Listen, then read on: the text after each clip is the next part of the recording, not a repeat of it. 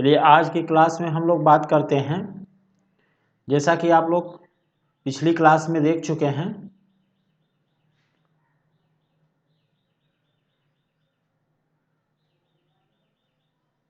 हाँ, ये मैथमेटिक्स की क्लास 12 के लिए रिलेशन एंड फंक्शन का क्लास है, जिसमें ये चौथा क्लास है आपके लिए।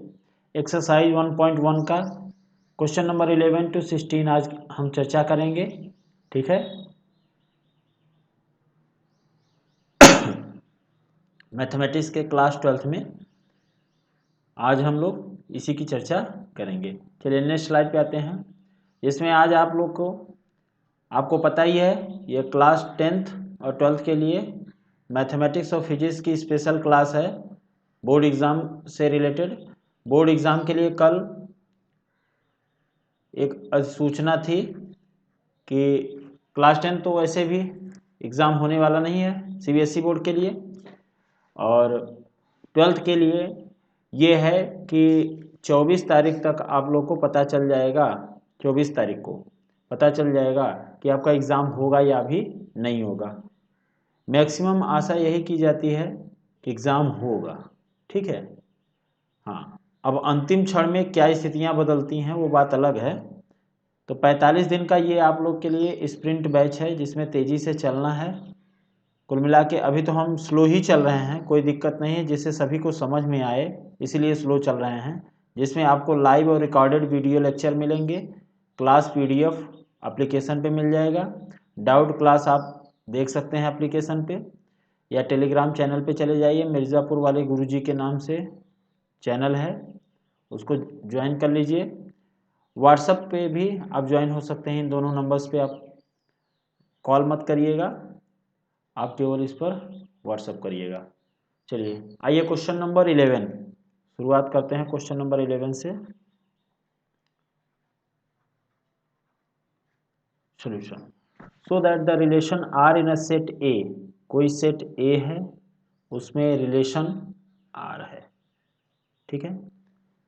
Set A of a point on a plane, कोई भी प्लेन पर क्या है, पॉइंट है, given by P Q, distance of P from the origin is same as the distance of the q from origin। Means अगर हम ये कहें कोऑर्डिनेट सिस्टम थोड़ा सा ले लेते हैं, कहीं दिखाई दे रहा है कोऑर्डिनेट सिस्टम, एक मिनट।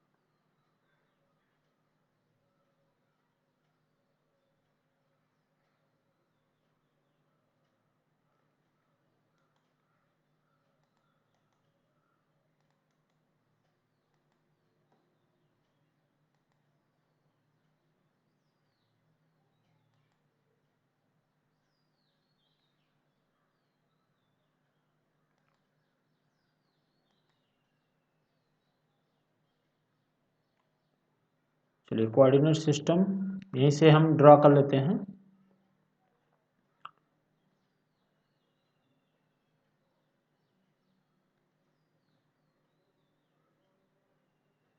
एक लाइन इधर से ले लेते हैं, दूसरी लाइन इधर से ले लेते हैं।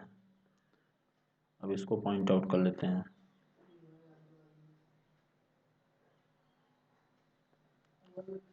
चलिए इसको सीधे बना लेते हैं भाई,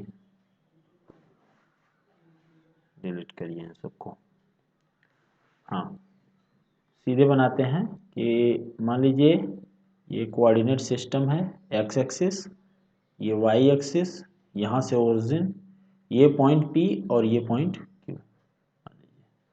अकॉर्डिंग टू क्वेश्चन ये OP is equal to OQ, ये डिस्टेंस इसके बराबर है।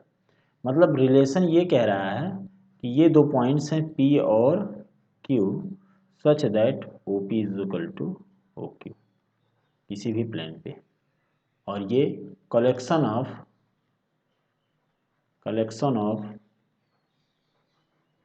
All points on a plane, all points on a plane, ये सभी पॉइंट्स का कलेक्शन है। ये जो प्लेन आपको दिखाई दे रहा है, इस पर प्लेन पर जो भी पॉइंट हो सकता है वो PQ टाइप का होगा, लेकिन उसकी कंडीशंस क्या है कि ओरिजिन से इसकी distance OP is equal to OQ होगी। ओके, आइए क्वेश्चन पे आते हैं, आगे बढ़ते हैं।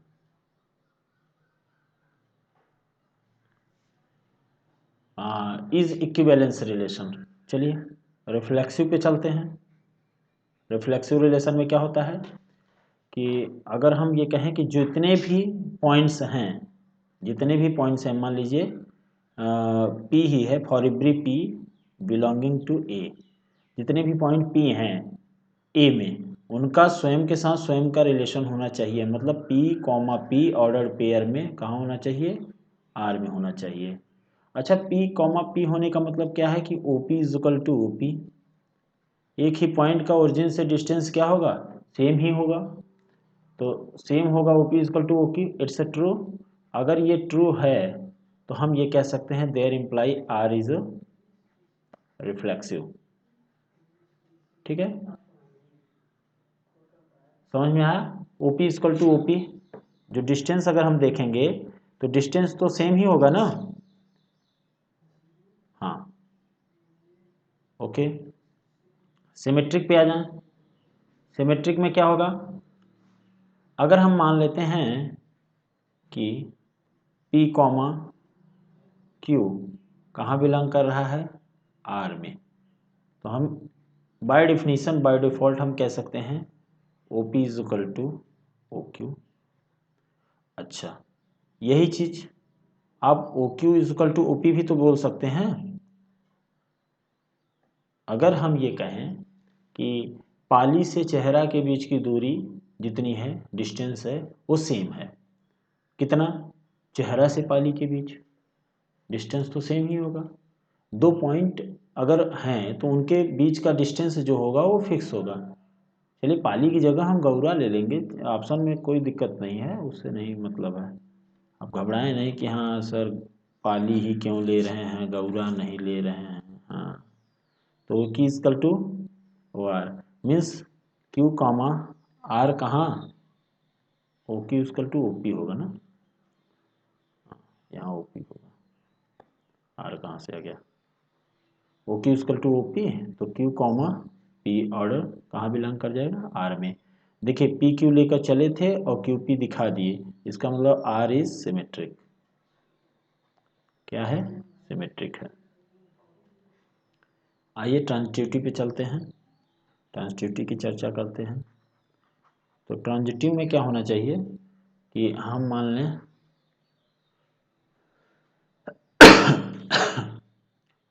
P, Q कहाँ बिलोंग करता है, R में, एंड एक और पॉइंट ले लीजिए Q, T ले लीजिए, बिलोंग कहाँ करता है, R में। इम्प्लाई हमको दिखाना क्या है, ये अपना टारगेट बना लीजिए। हमको दिखाना है ये बिचौलिया जो Q हैं वो गायब हो जाएंगे। मीन्स P, T कहाँ बिलोंग करना चाहिए, R में। सही है,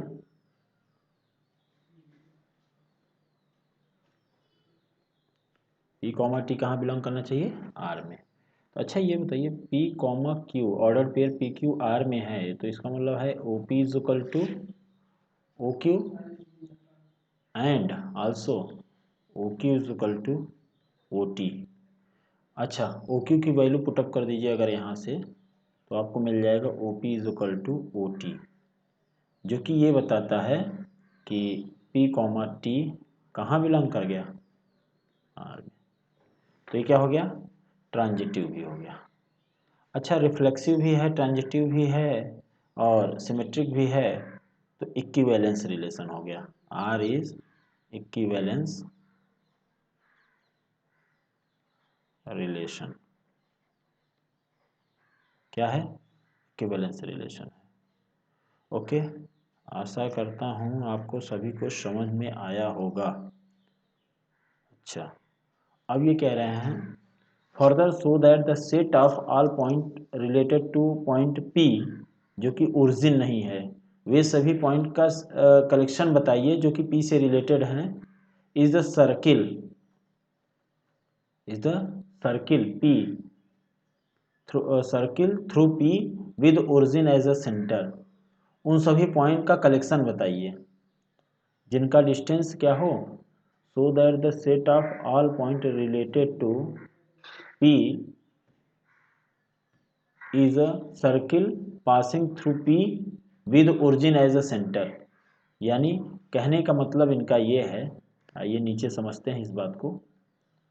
इनके कहने का कुछ तर्क ऐसा है,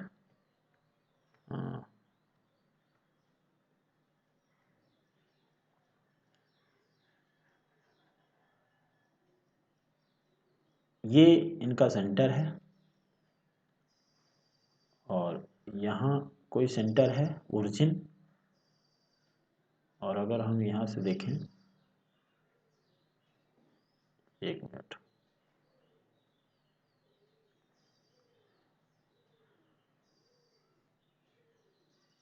यहाँ से ये एक्स एक्सिस हो गया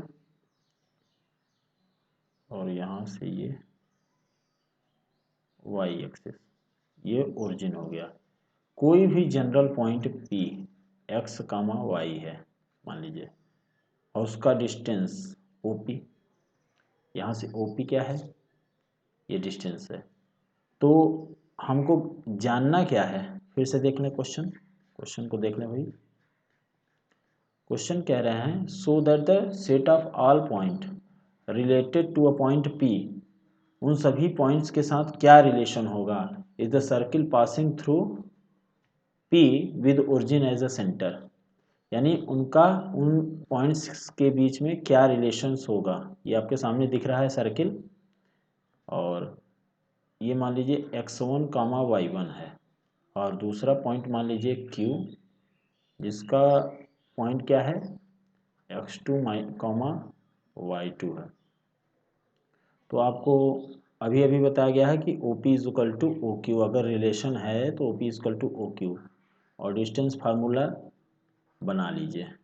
तो क्या होगा, यहाँ से x1 माइनस 0 का whole square plus y1 minus 0 का होल स्क्वायर, यही नहीं होता है, x2 माइनस x1 का whole square plus y2 minus y1 का whole square is under root के अंदर।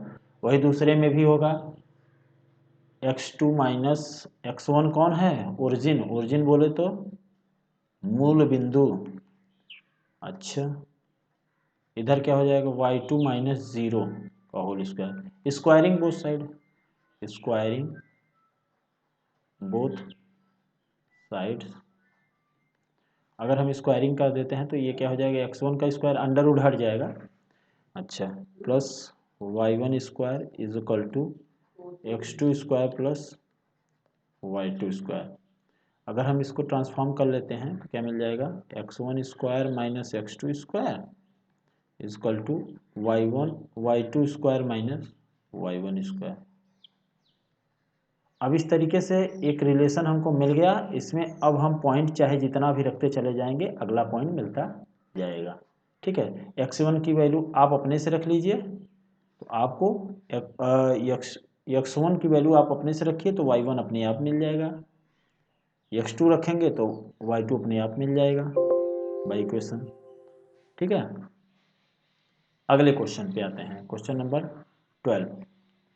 ठीक है, चलिए देखिए question number 12। So that relation are defined in a set A of all triangle, कोई भी कलेक्शन है ट्रायंगल्स का। अच्छा, आपको बताए थे ट्रायंगल्स के बारे में, ट्रायंगल्स वाले टॉपिक की बात एक बार हुई थी, तो उसमें एक क्वेश्चन आया था, कॉन्ग्रुएंट की बात आई थी ना। तो यहाँ पे हम जो बात कर रहे हैं वो किसकी बात कर रहे हैं? सिमिलर की बात करेंगे।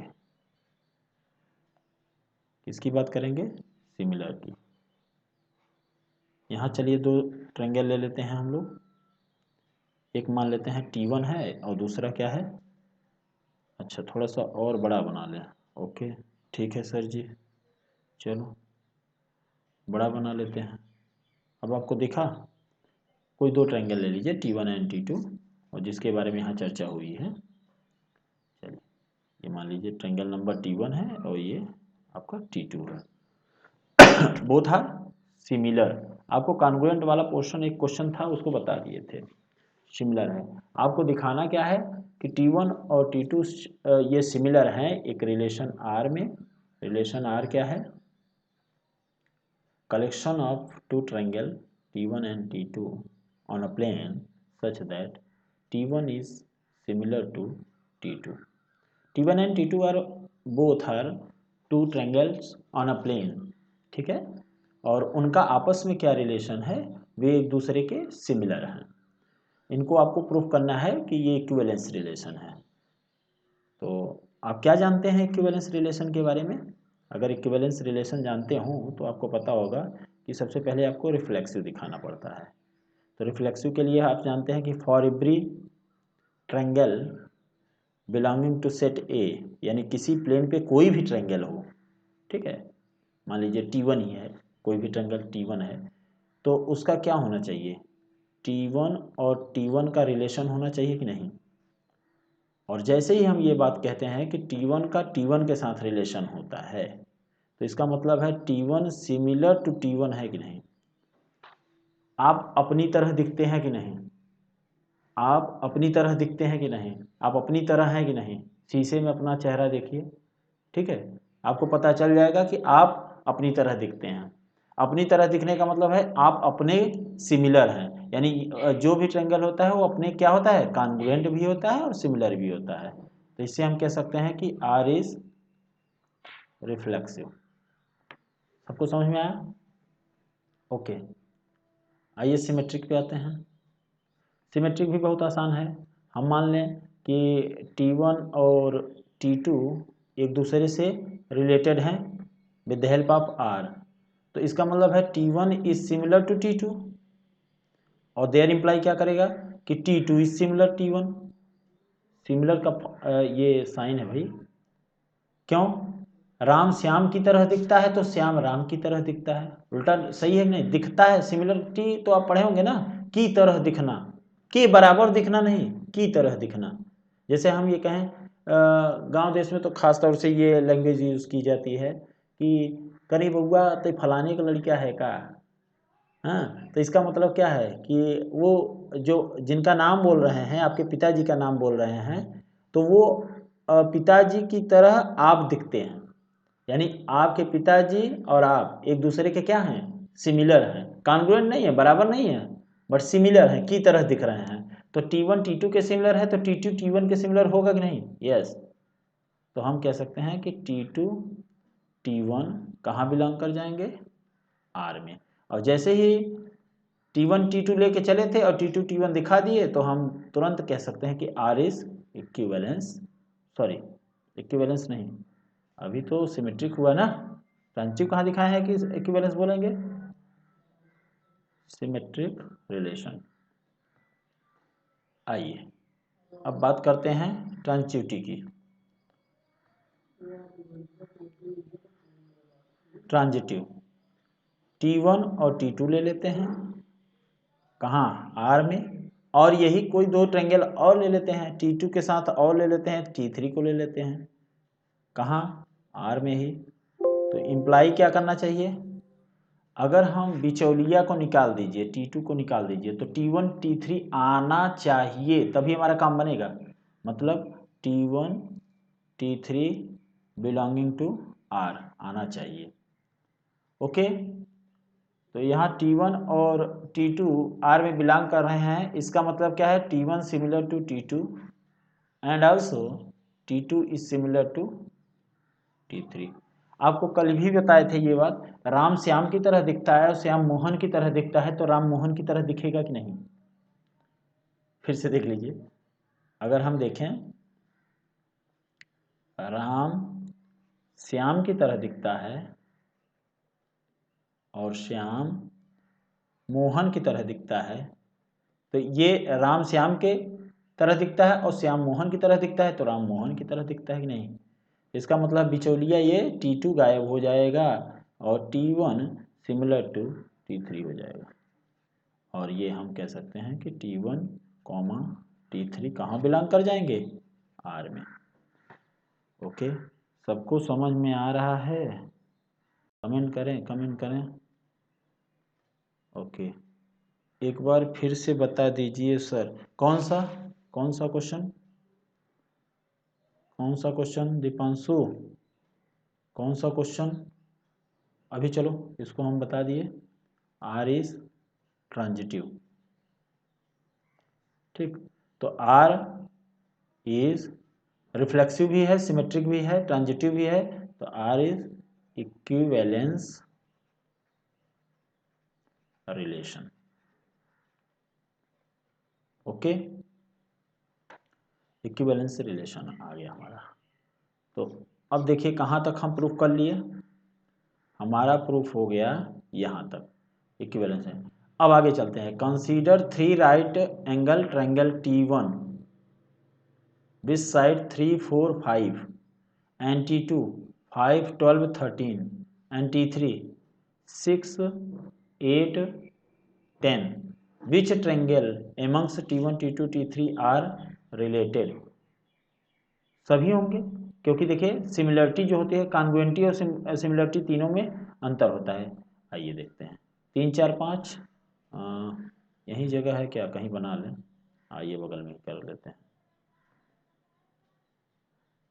3 ट्रायंगल ले लीजिए, राइट एंगल ट्रायंगल, एक मान लीजिए ये है राइट एंगल ट्रायंगल। देखते हैं, स्मार्ट पेन का इस्तेमाल करते हैं, पता नहीं क्या है ये, कहने को तो ये कहता है कि इंटेलिजेंट पेन, हाँ हाँ, जैसे बना देते हैं वैसे बन जाता है। देखते हैं, चेक करते हैं भाई, अरे पेन रुकी नहीं, रुकना नहीं चाहिए। ओके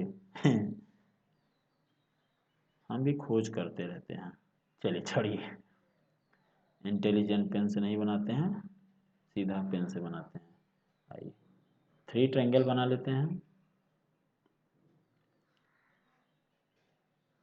मान लीजिए ये T1 है, ये T2 है, ये T3 है, इनकी साइड 3, 4, 5 है, 3, 4, 5 ले लिए, 5, 12, 13, 6, 8, 10। अच्छा ये बताइए, एक 90 डिग्री है, ठीक है, तो ये सिमिलर है कि नहीं?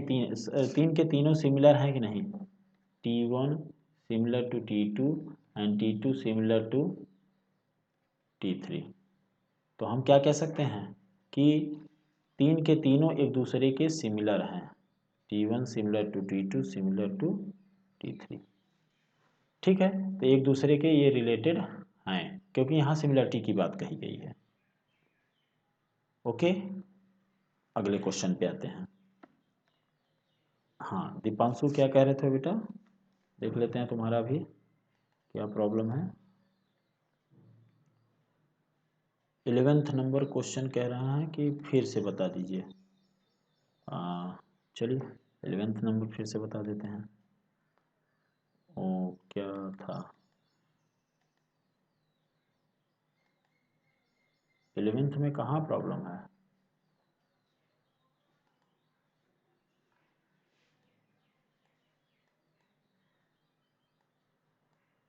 पहले तो डिस्टेंस निकाल लो, OP इक्वल टू OQ, और वहीं से तीनों को हम प्रूव कर लेते हैं। देख लो देख लो, एक बार और देख लो, तब तक हम अगले क्वेश्चन पे चलते हैं। 13 number question, same number of sides, यहाँ जो हमारा रिलेशन है वो क्या है? सेम नंबर ऑफ साइड, यानी so that a relation R is defined in a set of polygon है, और P1 और P2 में सेम नंबर ऑफ साइड्स हैं। मेन बात, सीधे आइए रिफ्लेक्सिव पे, कि P1 का रिलेशन P1 के साथ अगर हो for every P1 belonging to A, कोई भी पॉलीगन P1 हो तो वो अगर R में है, ये बताइए number of sides in a P1 is equal to number of sides in P1 is equal to number of sides in P1। जितने आपके हाथ हैं उतने ही आपके हाथ है कि नहीं? हाँ? सही है ना, कि जितने ही मान लीजिए ट्रायंगल है तो ट्रायंगल में जितना होगा तो वही ट्रायंगल ही उसमें भी तो 3 ही साइड होंगे, तो सेम होगा कि नहीं? तो आपस में कोरिलेट हुआ कि नहीं? मतलब R इज रिफ्लेक्सिव। नंबर की बात कही गई भाई, तो सिमेट्रिसिटी के लिए ले लीजिए P1 और P2 ले लीजिए, कहाँ बिलोंग करिए? R में। तो जितने नंबर ऑफ साइड्स आपको मिलेंगे P1 में उतने ही नंबर ऑफ साइड्स कहाँ मिलेंगे? Number of sides in P2। यही बात उल्टा लिख लीजिए, number of sides in P2, number of sides in P2 is equal to number of sides in P1। जितने इस पॉलीगन में साइड्स हैं उतने ही इस पॉलीगन में भी साइड हैं, दोनों में क्या है? सेम है। तो हम कह सकते हैं P1 में जितने साइड्स हैं उतना ही P2 में भी है, और जितना P2 में है उतना ही P1 में है। बात भी सही है, तो ये सिमेट्रिसिटी हुई कि नहीं? तो हम ये कह सकते हैं कि P2, P1 कहाँ बिलोंग करेंगे? R में, और जैसे ही बिलोंग कर जाएंगे वैसे ही R इज सिमेट्रिक हो जाएगा। ठीक है, ट्रांजिटिविटी के लिए देख लेते हैं।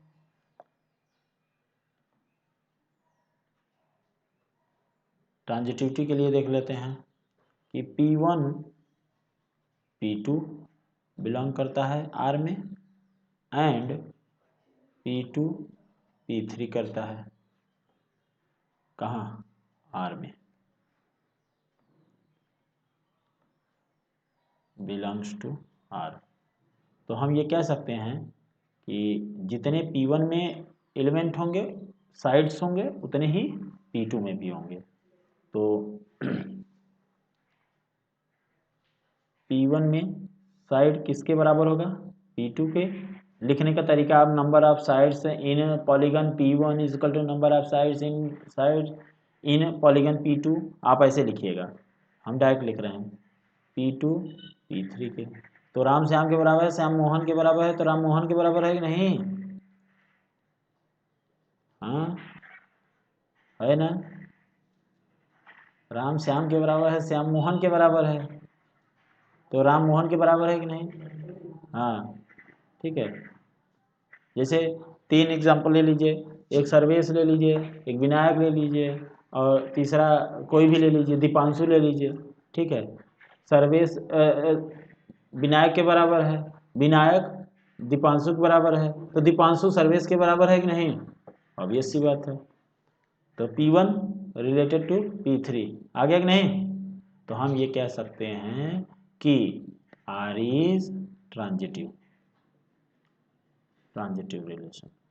अच्छा भैया, ट्रांजिटिव रिलेशन होते ही इसकी कहानी बदल गई, ये तीनों है reflexive, symmetric and transitive. So R is equivalence, R is a equivalence relation.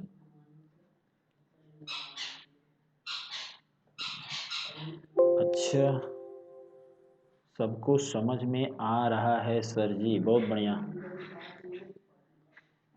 आशा भी यही करते हैं कि आपको सबको समझ में आ जाए।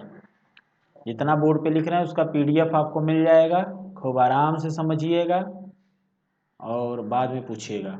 What is the set of all element in A to the right angle triangle T with side 3, 4, 5। अगर हम ये कहें कि वे सभी ट्रायंगल्स का कलेक्शन जिसमें साइड्स क्या हैं 3, 4, 5 है। नया बोर्ड ले लें क्या? कोई एक नया बोर्ड ले लेते हैं, चलिए एक नया बोर्ड ले लेते हैं, ऐड कर लेते हैं। ये कौन है जी?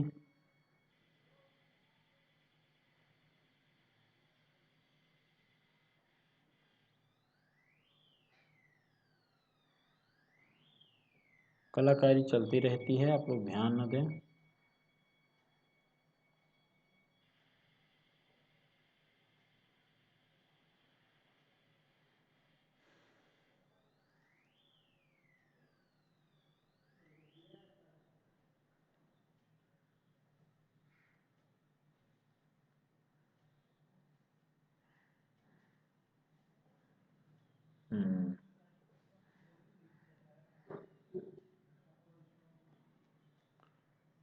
चलिए तब तक ये क्वेश्चन देखते रहिए, हम आपका सेटिंग इसमें कुछ गड़बड़ हो गया है, देख लेते हैं।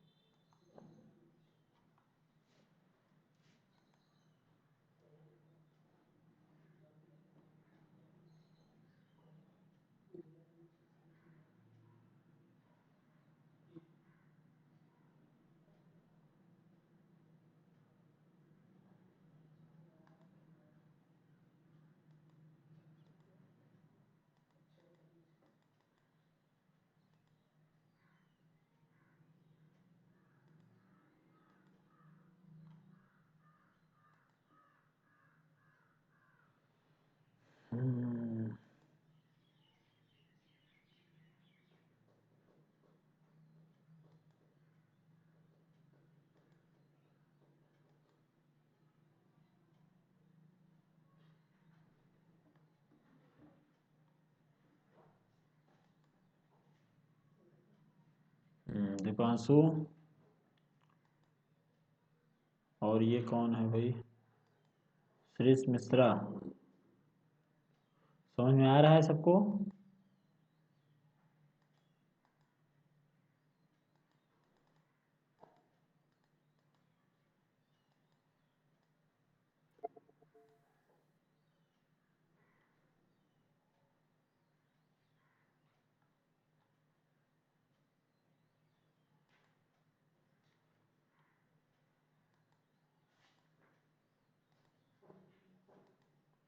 चलिए अपना काम इधर ही हम बना लेते हैं।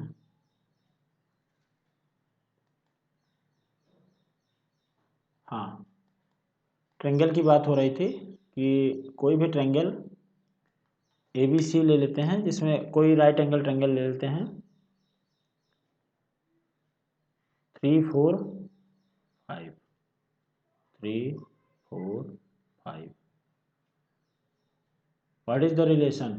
तो इनके साथ जितने भी राइट एंगल ट्रायंगल बनेंगे, चाहे जैसे हो, साइड उनका कलेक्शन ऐसा हो कि वो राइट एंगल ट्रायंगल हो, तो उनके क्या होगा? सॉरी राइट एंगल ट्रायंगल नहीं, कोई भी ट्रायंगल हो, क्योंकि यहाँ हमको साइड के मेजरमेंट से कोई मतलब नहीं है, साइड के मेजरमेंट से कोई मतलब नहीं। ध्यान से पढ़िए, लिखा हुआ है ना, P1 P2 have same number of sides. तो ये ट्रायंगल है, तो ट्रायंगल के इक्विवेलेंट, या हम कह सकते हैं ट्रायंगल के सिमिलर कौन हो सकता है? सिमिलर ही टाइप के होंगे ना, या कॉन्ग्रुएंट ट्रायंगल ही होगा ना। अब तीन उंगलियां 4 उंगली वाले के साथ या 5 उंगली वाले के साथ कभी भी कॉन्ग्रुएंट हो सकती हैं? सिमिलर हो सकती हैं? नहीं। 3 वाले 3 के, यानी ट्रायंगल ट्रायंगल के को, सर्कल सर्कल के, पॉइंट पॉइंट के, पॉलीगन पॉलीगन के, नंबर ऑफ साइड्स उसमें क्या होने चाहिए? सेम होने चाहिए। ठीक है, तो ऑल ट्रायंगल्स, इसका सॉल्यूशन क्या होगा, ऑल ट्रायंगल्स। ओके, अगले क्वेश्चन पे आते हैं, जल्दी जल्दी अब करिए अब हम, हाँ काफ़ी लेट हो रहा है। Let L B the set of all lines, हाँ कोई भी सेट है सभी लाइंस का किसी प्लेन पे L1 L2, L1 is parallel to L2, केवल रिलेशन को मतलब समझें कि L1 पैरेलल टू L2, सही है, यानी दो लाइंस ले लीजिए। चलिए दो लाइंस लेते हैं, वैसे यहाँ से लाइन लेने में बड़ी दिक्कत होती है, हाँ भाई गुस्सा लगता है, बनता ही नहीं है। अच्छा बन तो गया, बहुत खूब। चलिए L1 हो गया, ए L2 हो गया, ठीक है, हाँ L1 बन गया, कहाँ गया भाई पॉइंटर कहाँ गया, हाँ ये मान लीजिए क्या बन गया L1, और ये हो गया L2। अच्छा ये बताइए कि रिफ्लेक्सिव में अगर हम बात करें तो L1 पैरेलल टू L1 है कि नहीं, आप अपने के स्वयं के पैरेलल हैं कि नहीं, यस, तो क्या होगा L1 बिलोंग कर जाएगा कहाँ, आर में, कहाँ बिलोंग करेगा, आर में, सो आर इज रिफ्लेक्सिव, समझ में आया। अच्छा सिमेट्रिसिटी में आए, सिमेट्रिक में देख लें, L1 पैरेलल टू L2 है, L1 पैरेलल टू L2 है, तो हम क्या कह सकते हैं कि L2 पैरेलल टू L1 नहीं है, तो इसका मतलब है लेकर क्या चले थे हम, L1 पैरेलल टू L2 लेके चले थे और दिखा क्या दिए, L2 पैरेलल टू L1, मतलब L2 कॉमा L1 कहाँ मिल गया हमको, R में मिल गया, सो हम कह सकते हैं कि R इज सिमेट्रिक। कैसे सिमेट्रिक, L1 L2 लेके चले थे, L2 L1 दिखा दिए। आइए ट्रांजिटिविटी पे आ जाइए, ट्रांजिटिविटी पे आते ही हमको दिखेगा, मान लीजिए एक L3 ले लीजिए,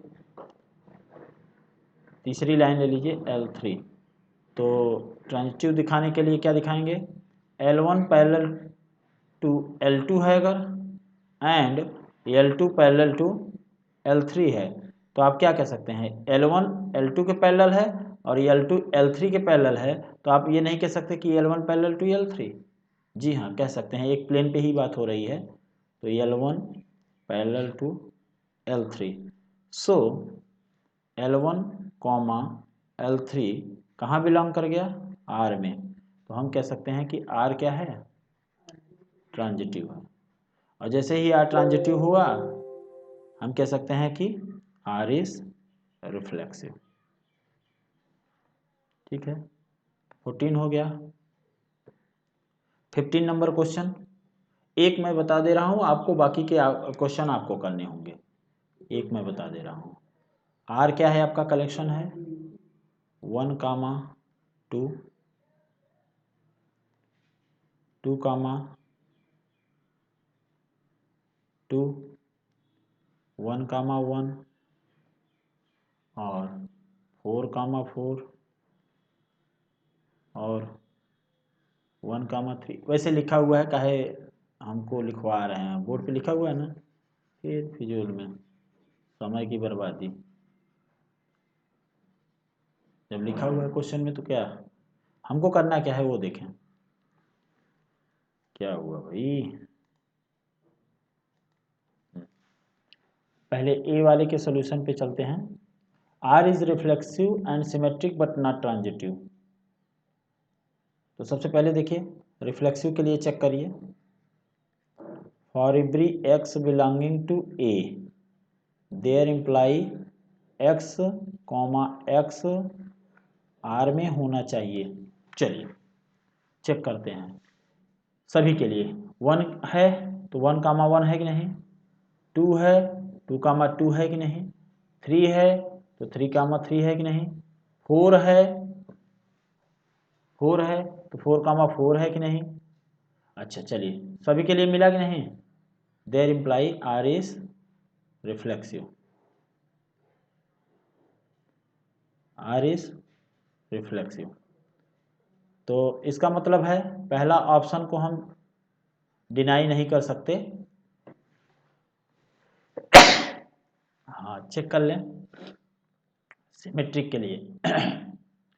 सिमेट्रिक के लिए क्या है कि अगर x कामा वाई बिलोंग करता है R में, तो क्या होना चाहिए, y कामा x भी बिलोंग करना चाहिए R में। तो देखिए 1 कामा 2 है तो 2 कामा 1 है कि नहीं, नहीं है। तो आप कह सकते हैं 1 कामा 2 बिलोंग करता है R में, बट 2 कामा 1 बिलोंग नहीं करता R में, इसलिए ये सिमेट्रिक नहीं है। R is not symmetric. चलिए, सिमेट्रिक तो पता चल गया, अब ट्रांजिटिव की बात भी कर लें। देखिए 1 कामा 2 है और 2 से शुरू होने वाला, 2 गायब कर लीजिए, तो 2 से शुरू होने वाला ये है, तो 1 कामा 2 है कि नहीं है। अच्छा, 2 कामा 2 है, 2 से स्टार्ट होने वाला कोई भी एलिमेंट नहीं है, चलिए घबराइए नहीं, ये सबको तो चेक ही नहीं करना होता। 1 कामा 3 है तो 3 कामा 1 है कि नहीं, नहीं है, तो वही तो मैं ढूंढ ही रहा था। तो 1 कामा 3 और 3 कामा 3, तो 1 कामा 3 है, तो 3 कामा 2, 2 से स्टार्ट होने वाला 2 कामा 3, 2 कामा 2, तो 3 कामा 2 है, तो यानी R इज ट्रांजिटिव। कैसे, सबको देख लीजिए, 1 कामा 2 है और यहाँ 2 कामा 2 है, तो 2 को गायब कर लीजिए, तो 1 कामा 2 है कि नहीं है, तो यहाँ पे इसी तरीके से सबको चेक कर लीजिए, आ जाएगा। तो यानी ट्रांजिटिव है, रिफ्लेक्सिव है बट सिमेट्रिक नहीं, यानी reflexive and transitive but not symmetric. तो ऑप्शन नंबर बी आपका सही है, यानी सही जवाब आपका बी है। बाकी R with the relation in set N natural number है, जिसमें आर को डिफाइन कैसे किया गया है भाई, order pair A B such that A is equal to B minus 2 और बी इज ग्रेटर देन 6 है। Okay, choose the correct answer. तो क्या, पहले तो ये देखिए कि दूसरा वाला होना चाहिए वो 6 से बड़ा होना चाहिए, ये तो 6 से छोटा है, ये बड़ा है, ये बड़ा है और ये भी बड़ा है, यानी पहला ऑप्शन तो होना ही नहीं है। ओके, अब देखिए अगर हम इस वाले ऑप्शन को सही मानते हैं तो 8 रखिए, सॉरी 8 नहीं 3 रखेंगे ना, ए की वैल्यू क्या है हमारी 3 है और बी की वैल्यू 8 है, तो 8 माइनस 2 करेंगे तो 6 आएगा। क्या 6 3 के बराबर है, नहीं है। यहाँ आप देखिए, तो हम रखेंगे क्या, 6 इज इक्वल टू 8 माइनस 2 यानी 6, ये तो बराबर आ गया ना, यही ऑप्शन सही है। डी भी चेक कर सकते हैं आप, 8 इज इक्वल टू क्या 7 माइनस 2 आएगा, ये तो 5 आता है, कभी बराबर नहीं होगा, ठीक है, कहीं भी बराबर नहीं होगा। तो हम ये कह सकते हैं कि ऑप्शन नंबर सी इसका सही आंसर है। ठीक है बेटा, सबको समझ में आया होगा। यूपी बोर्ड और सीबीएसई बोर्ड के लिए जो प्रॉपर रेगुलर क्लास है ऑनलाइन के लिए, इसमें ऑनलाइन क्लास 6 to 12 के लिए विद्यार्थियों के लिए यूपी बोर्ड और सीबीएसई बोर्ड के लिए ऑनलाइन क्लास स्टार्ट है। ऐप पे जाके आप लॉगिन कर सकते हैं, जिसमें लाइव और रिकॉर्डेड हिंदी मीडियम और इंग्लिश मीडियम के लिए है। इनरोल करिए जल्दी से, और अगर कहीं दिक्कत हो रही है तो आप दिए गए इस नंबर पे आप व्हाट्सएप कर सकते हैं, ठीक है। और इनरोलमेंट करने के लिए आप अपना क्लास, अपना नेम, मोबाइल नंबर, एड्रेस आप सेंड कर दीजिए, व्हाट्सएप कर दीजिए इन दोनों नंबर्स पे, या फिर आप टेलीग्राम चैनल पे चले जाइए और मिर्ज़ापुर वाले गुरुजी के नाम से सर्च करिए, ठीक है, तो आपको चैनल मिल जाएगा। ठीक है, तो आज की क्लास हम लोग यहीं पे द एंड करते हैं। आज की पिक्चर यहीं तक थी, ठीक है, इस पिक्चर को स्वीकार करें। अच्छा, ठीक है, चलिए धन्यवाद।